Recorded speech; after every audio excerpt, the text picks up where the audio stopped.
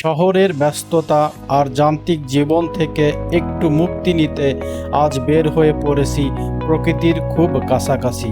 কখনো কখনো নিজেকে হারিয়ে ফেলতে হয় প্রকৃতির মাঝে, কারণ প্রকৃতি মানুষকে আবার নতুন করে বাঁচতে শেখায়। এই ছোট্ট সফরটা শুধু ঘুরতে আসা না, এটা নিজেকে একটু সময় দেয়া, মনকে শান্ত করার একটা চেষ্টা।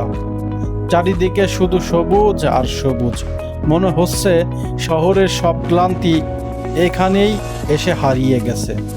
প্রকৃতির সবচেয়ে সুন্দর দিক হলো এটা কখনো অভিনয় করে না, সব সময় বাস্তব আর শান্ত। রাস্তা যত সামনে এগোচ্ছে মনটা যেন তত হালকা হয়ে যাচ্ছে। এই মুহূর্তগুলো ক্যামেরায় যতটা সুন্দর লাগছে, বাস্তবে তার চেয়ে অনেক বেশি সুন্দর, শান্তির।